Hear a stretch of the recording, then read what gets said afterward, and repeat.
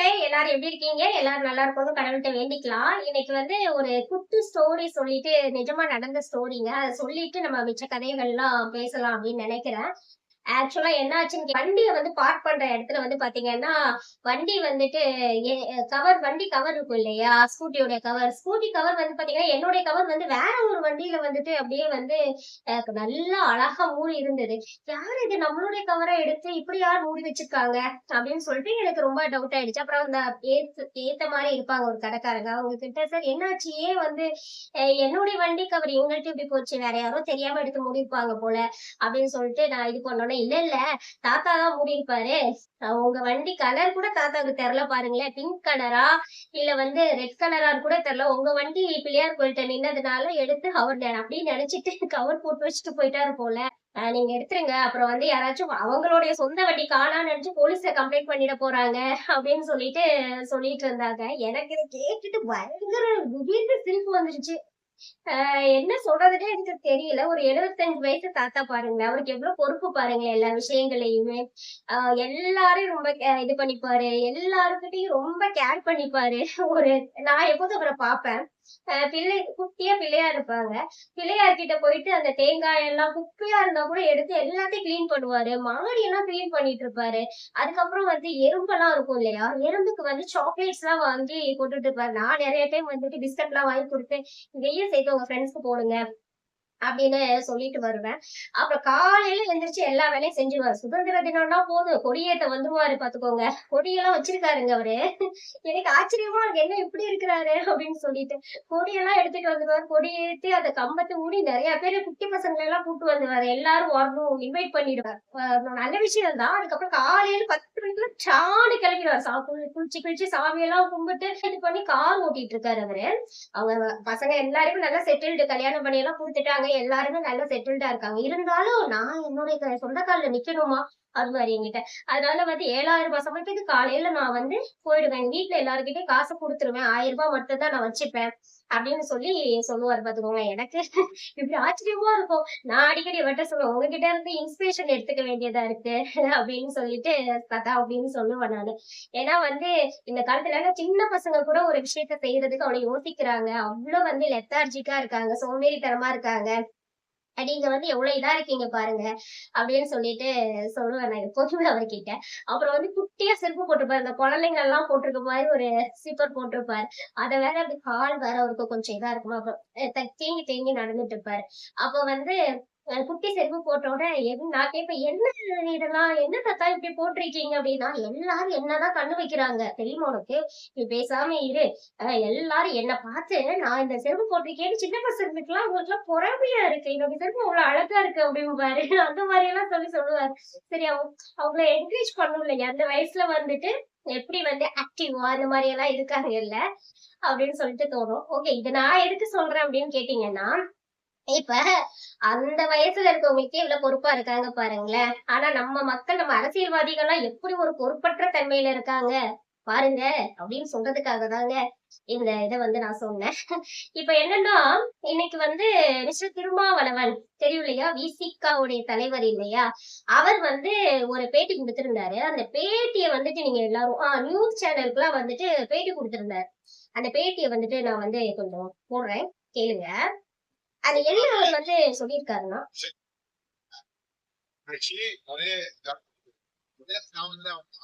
தமிழ்நாடு காவல்துறையுடைய அணுகுமுறை அதிர்ச்சி அளிக்கிறது. ஒரு சம்பவத்தை சிலர் மீது வழக்கு தொடுத்திருக்கிறார்கள், சிலர் மீது வழக்கு தொடுத்திருக்கிறார்கள். ஷி ஆனந்த் மீது வழக்கு தொடுத்திருக்கிற தமிழ்நாடு காவல்துறை விஜய் அவர்கள் மீது வழக்கு தொடுக்காதது ஏன்? 2 பேரும் ஒரே கட்சி, ஒரே களத்தில் இருக்கிறார்கள், ஒரே செயல் திட்டத்தை நடைமுறைப்படுத்தக்கூடியவர்களாக இருக்கிறார்கள் என்கிற போது ரிஷி ஆனந்துக்கு ஒரு நீதி, விஜய்க்கு ஒரு நீதியா என்ற கேள்வி. அப்படி என்றால் விஜய் மீது வழக்கு தொடுக்க முடியாது என்றால் ரிஷி ஆனந்த் மீது போடப்பட்ட வழக்கை அவர் மீது மட்டும் ஏன் வழக்கு போடணும்? அவரோட மற்ற 4 பேர் மீது மட்டும், மாவட்ட செயலாளர் மீது மட்டும் அவங்களை மட்டும் ஏற்றி போய் பதவி இருந்த இடத்துல கைது பண்ணணும். ஆனா விஜய்க்கு பாதுகாப்பு அப்படிதான் திமுகவுக்கும் விஜய்க்கும் அண்டர் கிரவுண்ட் டீலிங் சொல்லலாம். அவங்க வந்து பிஜேபிக்கும் திமுகவுக்கும் அண்டர் கிரவுண்ட் டீலிங் சொல்றாங்க. அப்படி பார்த்தா இப்ப இவங்க மேல வழக்கு போடையே இவங்க பாதுகாப்பு கொடுக்குறாங்களே இப்ப திமுகவுக்கும் இப்ப இந்த வந்து வீடியோ பாத்துக்கோங்க இல்லையா எல்லாருமே. ஓகே, இதுல எனக்கு என்னன்னா எப்போதுமே இவர் சம்பந்தமே இல்லாமதான் பேசிட்டு இருப்பாரு. ஏதாச்சும் ஒரு கேள்வி கேட்டா அதுக்கு வந்து இரலவெண்டா ஒரு பதில் சொல்றது. ஏன் இட்லி சரியா வரல அப்படின்னு கேட்டா அவர் என்ன சொல்லுவாருன்னா, இப்ப இட்லி சரியா வரல, மாவு சரியா ஆட்டல அப்படின்னு நம்ம இல்ல நான் தோசை ஊத்த மறந்துட்டேன் அப்படின்னு சொல்ற மாதிரி இவர் எப்ப பார்த்தாலும் அப்படிதான் இரலவெண்டா ஒரு பதில் சொல்லிட்டு இருப்பாரு. நிறைய இதுல நம்ம கூட பாத்துருக்கோம்ல. அது என்னது, துப்புரவு பணியாளர்கள் வந்து ஏன் நீங்க வந்து வேலையை பணி நிரந்தரம் பண்ணவில்லை அப்படின்னு கேட்டப்ப வந்துட்டு, அப்படி அவங்களுக்கு நாங்க வேலையெல்லாம் பண்ணி நிரந்தரம் பண்ணிட்டோம்னா அவங்களுக்கு அந்த வேலையே இதாயிடாது, அப்புறம் அவங்க எப்படி பொழைச்சு அவங்களுக்குன்னு அது வந்து எழுதப்பட்டதாக ஆகிவிடும். அதனால அவங்களை முன்னேற்றணுங்கிறதுக்காக தான் நாங்க அடிமை பாதையில செல்ல வைக்க கூடாது என்பதற்காக தான் அவங்க பிள்ளைங்க எல்லாம் படிச்சு வரணுங்கிறதுக்காக தான் அதை வந்து நாங்க நிரந்தரம் பண்ணல அந்த வேலைய அப்படின்னு சொன்னது யாருன்னு கேட்டீங்கன்னா மிஸ்டர் திருமாவளவன் அவர்கள் தான். அதுக்கப்புறம் வந்து லேட்டஸ்டா வந்துட்டு ஒரு இது கூட சொல்லியிருந்தாரு, தலைவர்கள் யாரும் தலித் சமூகத்தை சேர்ந்தவர்கள் யாரும் வந்துட்டு முதலமைச்சராக ஆக முடியாது இந்த இந்திய ஜனநாயக நாட்டில் அப்படின்னு நான் சொன்னேங்க. மிஸ்டர் திருமாவளவன் தான் சொல்லியிருந்தாரு. அது கூட நான் வந்து போடுறப்போ ஒரு வீடியோல சொல்லியிருப்பேன், இது வந்து நான் ஒத்துக்கவே மாட்டேன் அப்படின்னு சொல்லிட்டு. தலைவர்னா முடியாதத முடிச்சு காமிக்கணும், அதற்கு அவர்களுக்கு பெயர் தான் தலைவர்கள். நான் வந்து பண்ணவே முடியாது அப்படின்னு சொல்றதுக்கு எதுக்கு தலைவர்? அப்ப என்ன மாதிரி எல்லாம் வீடியோ பேசிட்டு போயிடலாம் இல்லையா? முடியாது முடியாது இயலாமை அப்படின்னு சொல்லிட்டு எதுக்கு தலைவரா இருக்கணும்? அது வந்து எனக்கு ரொம்ப நாள் டவுட். அதுக்காக இதை வந்து நான் சொன்னேன். இப்ப இது இந்த மாதிரி எல்லாம் அவர் பேசுவாரா? எனக்கு இவர் பேசுறதெல்லாம் பார்த்தா கடுப்பாகும். என்னப்பா இவரெல்லாம் என்னப்பா அப்படின்னு சொல்லிட்டு கடுப்பாகும்னு வச்சுக்கோங்களேன். கடுப்பாக சில சமயம் சிரிப்பு வரும்னு வச்சுக்கோங்க. அப்ப வந்து இப்ப இன்னைக்கு பேசுறதாங்க அவர் கொஞ்சம் நல்லா கரெக்டா பேசியிருக்காரு நான் நினைக்கிறேன். சரியா? இப்ப வந்து அவர் பேசுனது எல்லாமே வந்து இப்ப என்ன சொன்னாரு, விஜயை ஏன் கைது பண்ணவில்லை அப்படின்னு சொல்ற அப்புறம் வந்து குஷி ஆனந்த மட்டும் ஏன் எல்லாரும் தனிப்படை அமைத்தெல்லாம் வந்து ஒளிஞ்சிருக்கவங்களை வந்து கண்டுபிடிக்கிறதுக்காக நீங்க கைது பண்ணணும்னு நினைச்சிட்டு இருக்கீங்க. அப்ப விஜயும் குற்றவாளி தானே, விஜயும் ஏன் கைது பண்ணல? விஜய கைது பண்ணலன்னா நீங்க குஷி ஆனந்தையும் கைது பண்றது தப்பு தானே. அது என்ன குஷி ஆனந்த் மேல மட்டும் குற்ற வழக்கு போடுவது, விஜய் மேலே குற்ற வழக்கு போடணுமா இல்லையா? அப்ப அவர் மேல விஜய் மேல போடலன்னா இவர் மேல போடாதீங்கன்னு யார் சொன்னது? நான் சொல்ல கிடையாது, மிஸ்டர் திருமாவளவன் அவர்கள் வந்து சொல்லியிருக்காரு. ஓகே, இப்ப வந்து இவர் கேட்டதிலேயே அவர் வந்து இத்தனை இதுல பேசுனதுலயே வந்து மேபி எனக்கு தெரியல, முன்னாடி அவர் நிறைய நல்ல விஷயங்கள் கூட பேசியிருக்கலாம். ரீசெண்ட் டைம்ல தான் அவருடைய இதெல்லாம் நான் வந்து பார்த்திருக்கேன். அப்ப வந்து என்ன சொல்றது, பேசுனதுலயே வந்து நான் பார்த்த வரைக்கும் இப்பதான் கரெக்டா பேசிருக்காரு நான் நினைக்கிறேன். ஆனா அவர் பேசின விதம் கரெக்ட், பேசுற டயலாக் வந்துட்டு கரெக்டான டயலாக். ஆனா கேட்ட இடம் தான் தப்பு. இது அவர் ஏன் பத்திரிகைகள்ல கேட்கணும்?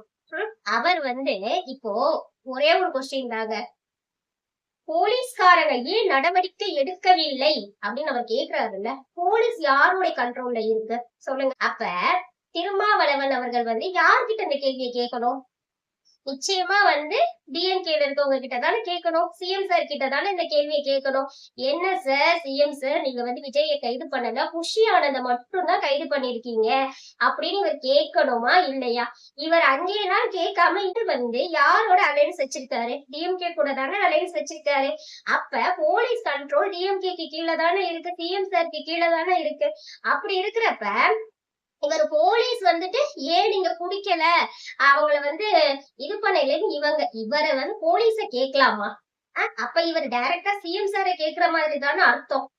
ஆனா வந்து இதுல என்ன காமெடினா, இந்த கேள்வி இப்படி சார் நீங்க கேட்க வேண்டியது எங்க கிட்ட கிடையாது, சிஎம் சார் கிட்ட தானே கேட்கணும் அப்படின்னு பத்திரிகையாளர்கள் கேட்டிருக்கணும். இப்ப ஏர்போர்ட் ரூட்டிங் ஒருத்தர் இருந்தார் இல்லையா, அவரு வந்து இவங்களுடைய கட்சிக்காரங்க எல்லாம் சேர்ந்து இவங்களை அவரை வந்து ஏதோ தாக்குதல், நம்ம கூட ஒரு வீடியோ போட்டிருப்போம், தாக்குதல்கள் நடக்கிறப்ப அவர் தன்னை தற்காத்து கொள்றதுக்காக என்ன பண்ணாரு, அவங்கள திருப்பி அடிச்சாரு. நீங்க என்ன பண்ணீங்க மிஸ்டர் திருமாவளவன்? போலீஸ் வந்து அப்ப உங்க கண்ட்ரோல்ல தானே இருந்தது.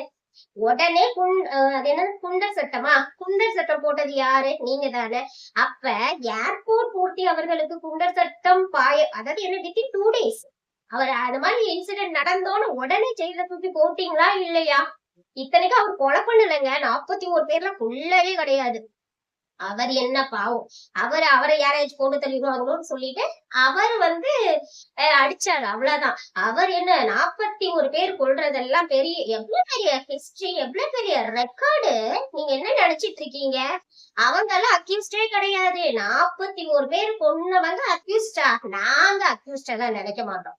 அவங்கெல்லாம் தங்கம். நாங்கெல்லாம் பாருங்க சோசியல் மீடியால போயிட்டு அவங்க குற்றமே பண்ணவில்லை, மனக்குமுறல்ல இருக்காங்க, மனசு நொந்து நூடுல்ஸ் ஆகி போய் இருக்கிறாங்க அப்படின்னு நான் சொல்லங்க. எல்லா சோசியல் மீடியால இருக்க நம்ம மக்கள், அதாவது டிவிகே மெம்பர்ஸ் மட்டும் கிடையாது, மக்களும் சொல்றாங்க. அப்படியா? அப்படி இருக்கிறப்ப நீங்க வந்துட்டு கேட்க வேண்டியது, அப்ப ஏர்போர்ட் மூர்த்திக்கு அவருக்கு வந்து பண்றப்ப மட்டும் போலீஸ் வந்து உங்க கண்ட்ரோல்ல இருந்துச்சு, உடனே தூக்கி உள்ள வச்சீங்க. விஜய வந்து சொல்றப்ப மட்டும் மக்கள் கிட்ட கேள்வி கேட்கறீங்களே, ஏன் செய்யவில்லை?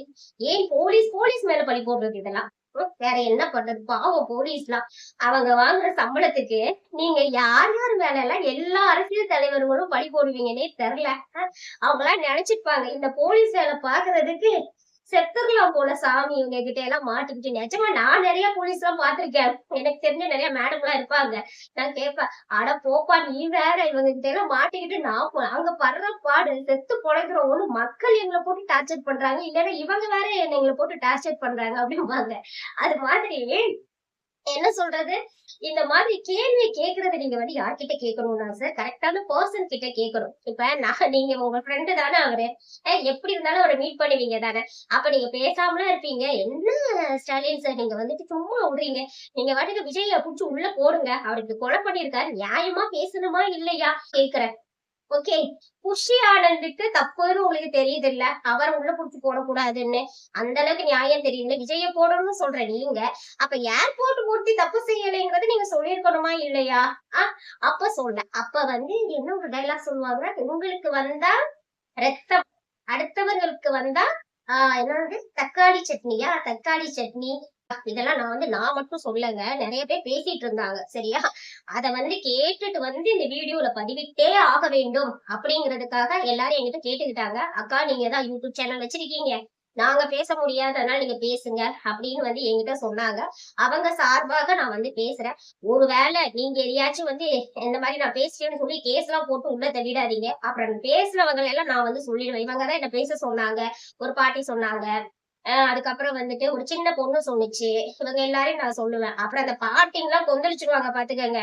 என்கிட்ட இது பண்ணாதீங்க, எல்லாரும் சொன்னதை நான் சொல்றேன். ஒருவேளை நீங்க அவங்களை எல்லாம் வந்து புடிச்சு உள்ள வைக்கணும் அப்படின்னு நீங்க நினைச்சீங்கன்னா, அவங்க எல்லாரும் திருப்பி ஒரு கேள்வி கேட்பாங்க, 41 பேரை கொண்டவங்க எல்லாம் உயிரோட இருக்காங்க, நாங்க பேசுனது ஒரு குத்தமாங்க அப்படின்னு சொல்லிட்டு கேள்விகளை தொடுப்பார்கள். அதனால இது வந்து மக்கள் சார்பில் வைக்கப்படும் ஒரு கேள்விதான். அதனால இதை கடந்து போயிருங்க.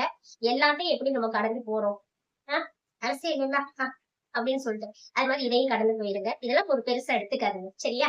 நன்றி, வணக்கம்.